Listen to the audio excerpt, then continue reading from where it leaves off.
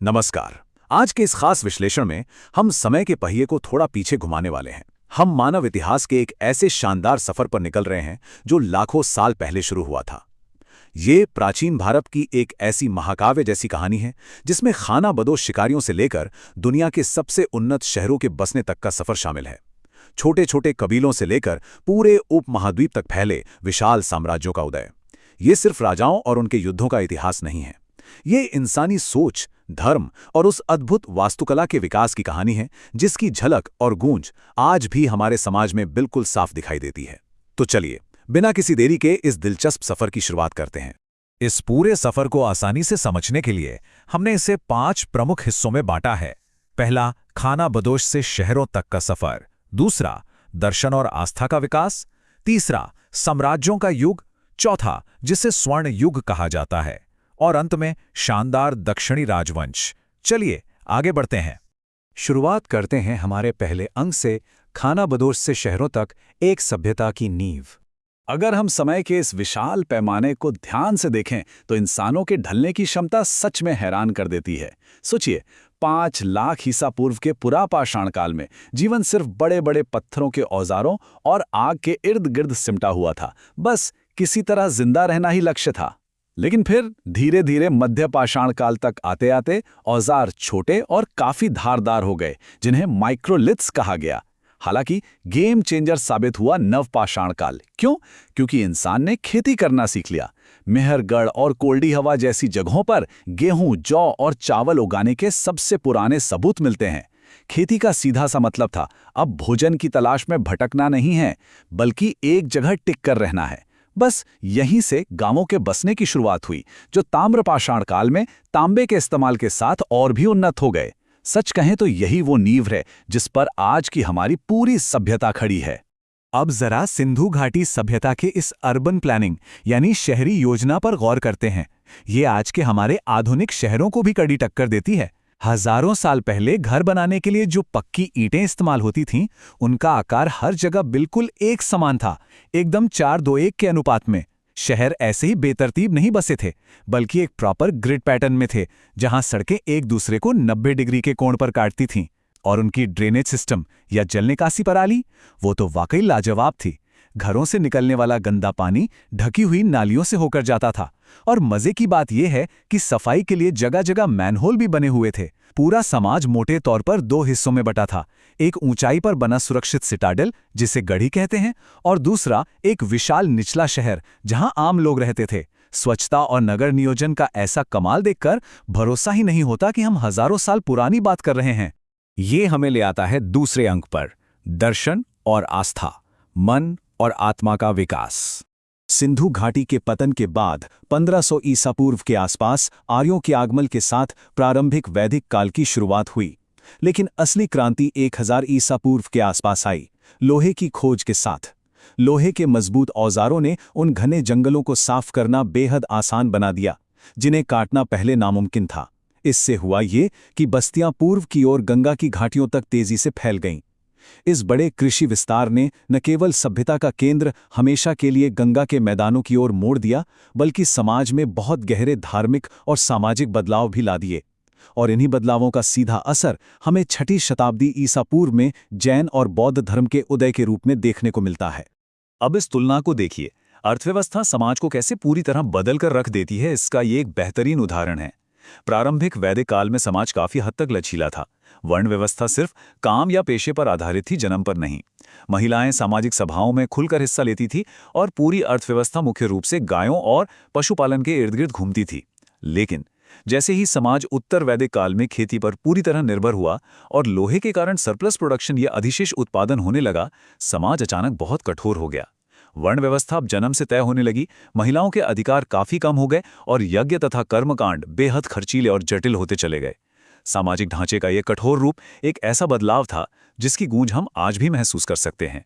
अब जाहिर है, जब कर्मकांड इतने जटिल और खर्चीले हो गए और सामाजिक व्यवस्था इतनी कठोर हो गई, तो इसके खिलाफ एक प्रतिक्रिया तो आनी ही थी। बिल्कुल ऐसा ही हुआ जैन धर्म और बौद्ध धर्म के उदय के साथ, जिन्होंने अहिंसा और सभी के लिए समानता पर बहुत जोर दिया।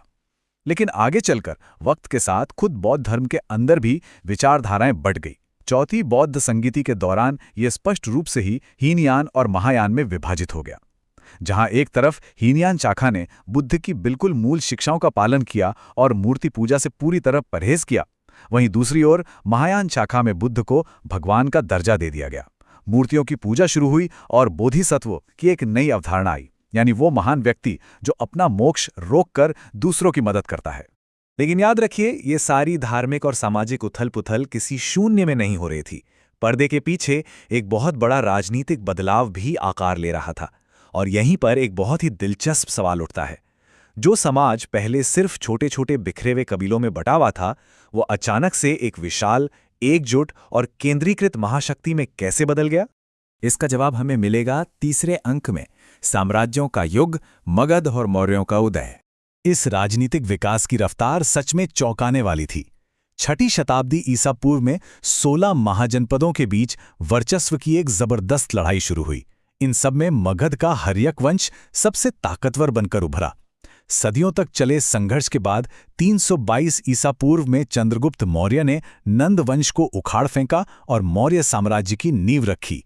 ये प्राचीन भारत का पहला वास्तविक साम्राज्य था। और फिर आता है 261 ईसा पूर्व का कलिंग युद्ध, एक ऐसा भयानक युद्ध जिसने सिर्फ सत्ता नहीं बल्कि इतिहास की पूरी दिशा ही पलट कर रख दी। पर एक पल रुककर सोचते हैं, आखिर 16 महाजनपदों में से सिर्फ मगध ने ही बाजी क्यों मारी? इसका जवाब उसकी बेहतरीन भौगोलिक और रणनीतिक स्थिति में छिपा है। मगध की पहली राजधानी राजगीर चारों तरफ से पहाड़ियों से घिरी थी और दूसरी राजधानी पाटलिपुत्र नदियों के संगम पर बसी थी। मतलब दुश्मनों के लिए वहां पहुंचना लगभग नामुमकिन था।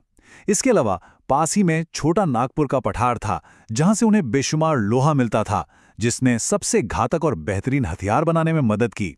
और सबसे बड़ी बात, उनके पास घने जंगल थे जहां से युद्ध के लिए जंगली हाथी मिलते थे।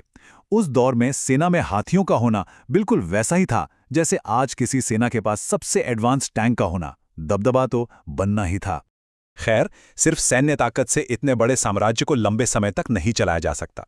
इसके लिए एक बेहद तेज प्रशासनिक दिमाग की जरूरत थी, और ये दिमाग था आचार्य चाणक्य का। उन्होंने अपने ग्रंथ अर्थशास्त्र में सप्तांग सिद्धांत दिया। इस सिद्धांत के अनुसार एक राज्य 7 बेहद जरूरी अंगों से मिलकर बनता है: स्वामी यानी राजा, अमात्य यानी मंत्री, जनपद, दुर्ग यानी किला, कोष यानी खजाना, दंड यानी सेना और मित्र। ये मॉडल इतना लॉजिकल और सटीक है कि आज के आधुनिक राष्ट्र भी कमोबेश इन्हीं 7 स्तंभों के आधार पर काम करते हैं, जैसे अच्छी लीडरशिप, ब्यूरोक्रेसी, मजबूत इकोनॉमी और विदेशी सहयोगी। इस विशाल साम्राज्य के सबसे प्रसिद्ध शासक हुए अशोक, लेकिन अशोक ने सत्ता के पुराने समीकरणों को पूरी तरह से उलट दिया। 261 ईसा पूर्व के कलिंग युद्ध में जो भीषण रक्तपात हुआ, उसे देखकर अशोक अंदर तक हिल गए। उनका हृदय परिवर्तन हो गया।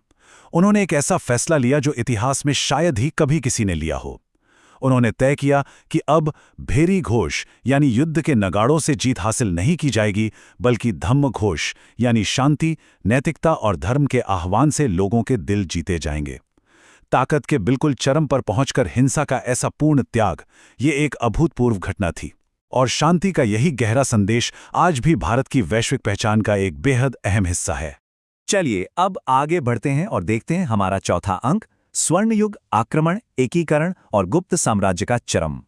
मौर्य साम्राज्य के धीरे धीरे कमजोर पड़ने और पतन के बाद भारत में एक बार फिर राजनीतिक शून्यता या पॉलिटिकल वैक्यूम आ गया।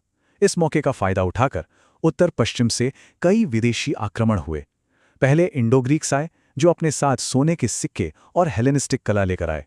फिर कुषाण आए, जिनमें राजा कनिष्क का समय बहुत ही महत्वपूर्ण माना जाता है, क्योंकि उन्होंने सिल्क रूट पर अपना नियंत्रण कर लिया और व्यापार को नई ऊंचाइयों पर पहुंचाया। मजे की बात यह है कि ये बाहरी शक्तियां समय के साथ भारतीय समाज और संस्कृति में पूरी तरह घुल मिल गईं, और इसी मिलीजुली मजबूत नींव पर 320 ईस्वी में गुप्त साम्राज्य का उदय हुआ, जिसने पूरे उत्तर भारत को फिर से एक सूत्र में बांधा। गुप्त काल को अक्सर प्राचीन भारत का स्वर्ण युग या गोल्डन एज कहा जाता है। लेकिन क्यों? इसके कारण बहुत स्पष्ट हैं। इस काल में अर्थव्यवस्था इतनी जबरदस्त थी कि भारी मात्रा में बेहद खूबसूरत सोने और चांदी के सिक्के जारी किए गए। कला और साहित्य अपने बिल्कुल चरम पर थे। चंद्रगुप्त द्वितीय के दरबार में ही महान कवि कालिदास और उनके नवरत्न मौजूद थे। वास्तुकला या आर्किटेक्चर में एक बहुत बड़ा बदलाव आया।